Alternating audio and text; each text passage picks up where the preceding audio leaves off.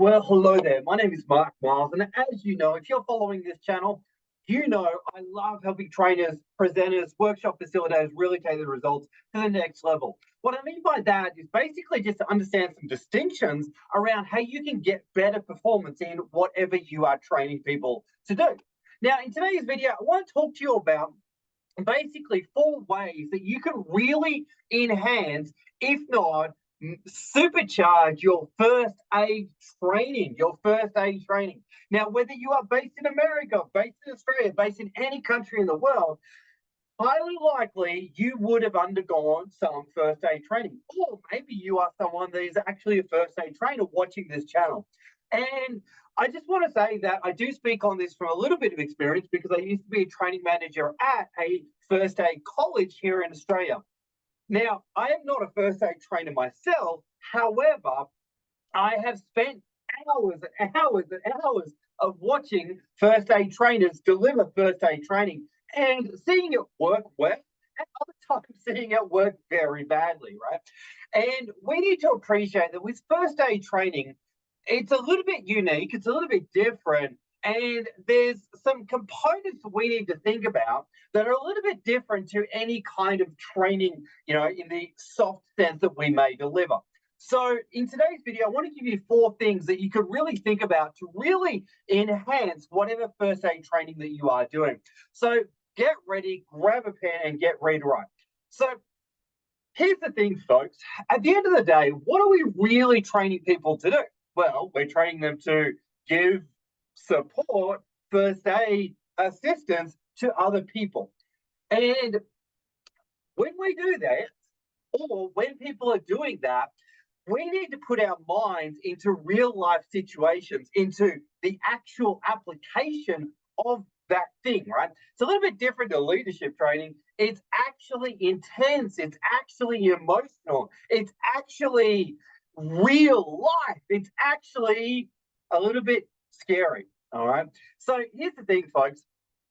First of all, we need to focus on retention and immediate application. What I mean by that is you need to shift from going, I'm going to teach you all of the laws and legislations to, I need to make sure that you remember the core bits that you're going to need real time when you are taking action, looking after someone that's in pain or struggling or has just had an accident, right? So shift your mindset of how much legislation can I get through to how much can I actually get through to my audience members here, right? So if you've got 5 pieces of legislation, what are the one things that your group need to know from each of those things, right? Maybe it is consent. Okay, great. Well, let's practice getting consent from a patient, right? And do that over and over and over and over and over again until it becomes like part of unconscious competence that people can go, all right, cool. In an emergency situation, this is exactly what I do. I know how to do it, and I'm going to just execute, right? Can I help you? Do you need help? Actually practicing the phrases. So going from the knowing to the doing as fast as possible, right? And having multiple activities that you run to get that knowledge activated, right? The next one is a little bit of urgency, right? Urgency. Now, often when you go off to first aid training, you will hear occasionally the comment, this is life or death information, or if you know this, you can save a life, which is great, which is absolutely true, but a lot of trainers will hesitate to step into that space, right? And the audience will only take it as seriously as you present it, right? So if you present it as, all right, it's kind of important, people go, oh, yeah, it's kind of important. But if you actually step into, folks, it's going to save lives. We need to be fully attentive, folks. Let's get focused. Folks, let's build our confidence. Wow, you guys are doing a great job. Wow, let's move faster. Let's move faster. Let's move faster. Because at the end of the day, it is life and death. At the end of the day, you need to get your audience to respect the scenarios because, like when you turn up to an emergency situation, oh, bit of a challenge here. You've broken your leg. That kind of sucks. Yeah, I'm just going to go have a couple of years and I'll be back in a second, right? we need to appreciate that if you bring urgency, then your audience are going to respect that context even more, right? So sometimes we like to go, oh yeah, we'll just chill out and have some fun. It's okay, but you have to really drive home the importance of the information that you're teaching, right? So number one is shift to retention, bring the information alive as much as you can. Second is urgency, bring pace, bring speed to whatever you are teaching. Third, realism. All right, this is a challenging one because a lot of people, they don't like the blood, the gore. They don't like the fact that, yeah, it's a little bit confronting.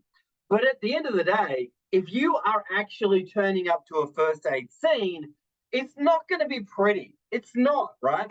So you need to be able to balance realism with safety. And what I mean by that is emotional safety, right? But I really want to encourage you as a first aid trainer, get a little bit more willing to put in more realism. E.g., if someone's choking, it out. If someone is, broken their leg, throw some cordial on the floor, throw some blood, throw some whatever. Because at the end of the day, it's not going to be nice. It's not going to be easy. And you really need to think about, okay, how do I keep my learners safe? How do I keep them, emotionally safe and happy? But at the same time, throw more realism in there so that people go, wow, it's kind of serious. Wow, when I turn up to an event, kind of need to be able to emotionally handle situations, right? And that leads to the last point there of emotions. What we often don't hear enough of in first aid training is acknowledgement of emotions that's going to come up for the victim, come up for you as the attendee, and come up and the emotions that come up for other people around them. So, you want to be having brainstorming sessions such as, all right, you've just come across a victim. How are you going to be feeling? Are you going to be feeling scared? Well, are you going to be feeling panicked? Are you going to go into fight or freeze, or are you going to go into panic mode? How are you going to approach the situation? Are you the person that's willing to administer the first aid, or are you someone that would prefer to get someone else to do it? Right. So really acknowledging the emotional side of things. So at the end of the day, if you are delivering first aid training, really respect that it's going to be quite confronting for anyone that turns up on a scene. It's confronting for the victim.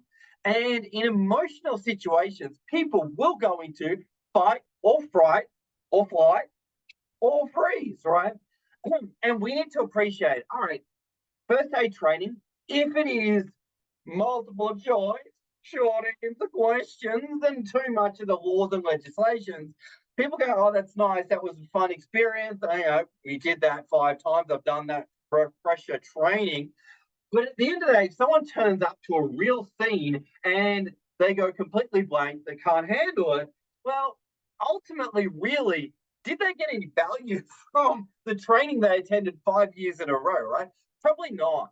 And it's a tricky balance because people want to pay their $100, turn up to their day session or their half day session, have a good time, go home, and just go tick the box. I've done that first aid training. But if you watch any TV show or any real life experience, you'll know it's not pleasant. It's not easy. People are struggling. People are in pain. And your ability as a first aid trainer to really equip and empower your audience with skills that they can actually use because they practice it over and over and over and over and over and over and over again. So when they turn up to a scene, they don't even need to think about it. They can just execute or they can deploy those skills. Right? So in this video, I just wanted to cover on some ideas on how you could really exemplify and expand and enhance whatever first aid training you are delivering, if that's what you are doing. Or if you are someone that has attended first aid training, now you've got some other things to think about if you ever do re-attend or do your refresher, so to speak there, folks. CPR training, first aid training, so important.